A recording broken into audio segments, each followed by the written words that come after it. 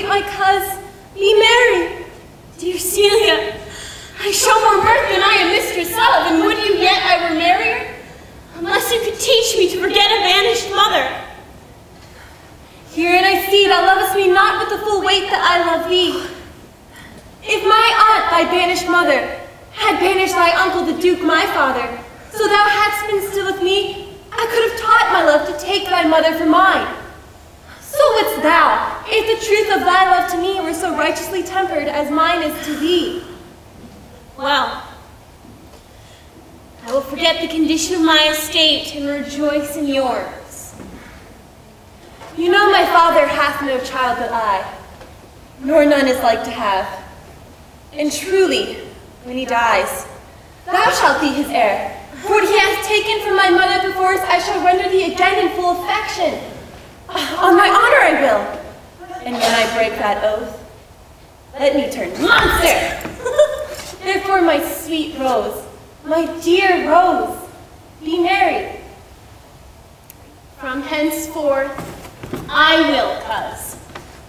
And device force, let me see. What think you of falling in love? Marry, I prithee do, to make sport withal. But love no man in good earnest, nor no further in sport than with the safety of a purest blush thou mayst in honor come off again. What shall be our sport then? Let us sit and mock the good housewife fortune from her wheel, that her gifts may henceforth be bestowed equally. I would we could do so, for her benefits are mightily misplaced, and the bountiful blind woman doth most mistake in her gifts to women. How now, wit? Whither wander you? Mistress, you must come away to your father. Were you made the messenger? No, by mine honor. But I was good company. Where learned you that, old fool? Of a certain knight who swore by his honor that the pancakes were good, and swore by his honor that the mustard was not. Now stand to it, the pancakes were not, and the mustard was good, and yet the knight was not forsworn. How prove you that in the great heap of your knowledge? I marry now, unmuzzle your wisdom. Stand both four of you now. Stroke your chins, and swear by your beards that I am a knave. By our beards, if we had any, thou art. And by my knavery, if I had it, then I would. But if you swear by that is not. You are not forsworn. No more was the knight, swearing by his honor, for he never had any.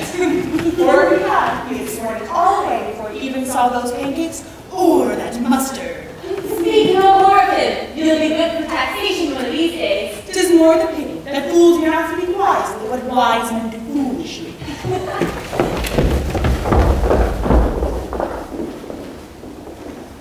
There begins my sadness. I, his brother, gained nothing under him but growth, for the which the animals on his dunghills were as much bound to him as I. This, Adam, is what grieves me. And the spirit of my father, which I think is within me, begins to mutiny against the servitude. I will no longer endure it, yet I know no wise remedy how to avoid it. Yonder comes my master, your brother.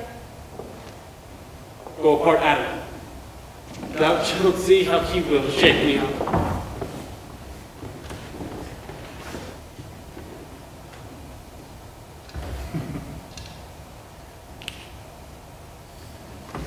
Now, sir, what make you here? Nothing. I am not taught to make a thing. Are you where you are, sir? Oh, sir, very well. Here, in your orchard. Are you before whom, sir? You're my eldest brother. So you should know me. I have just as much of my father in me as you. Boy! Oh, come, elder boy. You are too young in this. Won't I lay hands on me, villain? I am no villain. I am the youngest son of Sir Roland de Boys, and he is thrice a villain that says such a father begots villains. Though not my brother, I would not take this hand from thy throat till the other had taken thy tongue for saying such. Sweet masters, be patient. For your father's remembrance be out of accord. Let me go, I say. Do not let go till I please. You shall hear me. My father charged you in his will to give me good education.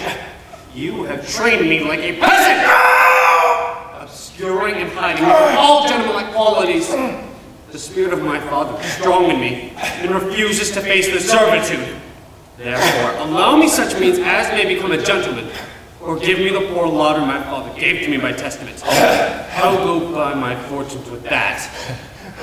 What wilt thou do, babe, when that is spent? Get your answer. I will not long be troubled with you. You shall answer whether you will.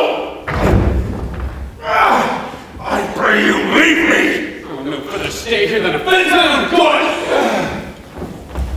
Get you with him, you dog. Is dog my reward?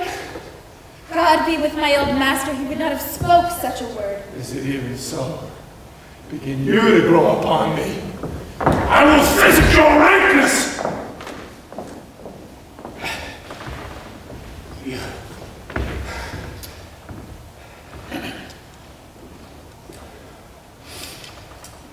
Welcome, good Sir Charles.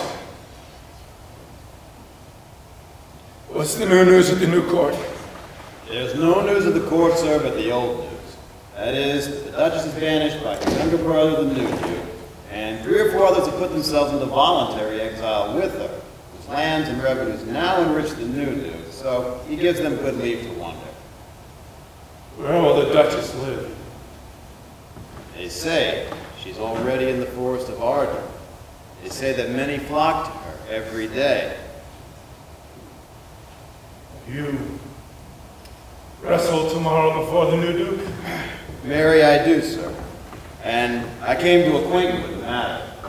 I'm giving, sir, a secret to understand that your younger brother, Orlando, hath the disposition to come against me disguised to try a fall.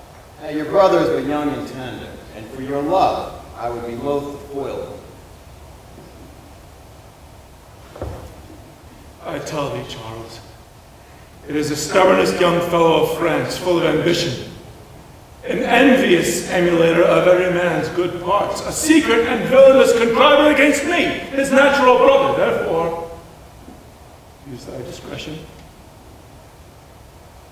I had his leave. Thou didst break his neck as his finger. Thou wert best to look to it.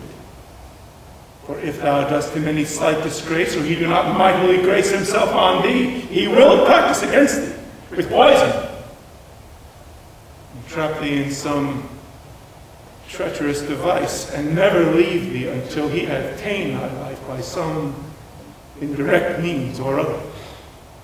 Heartily, I'm glad I came hither unto you. If he come tomorrow, I'll give him his payment, and if he ever go alone again, I'll never wrestle for prize more. And so, God keep your worship. Farewell, good Charles. I hope I shall see an end of him.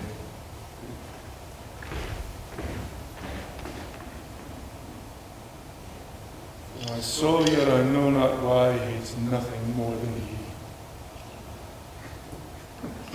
He's gentle, never schooled, yet learned, full of noble device, of all sorts enchantingly beloved.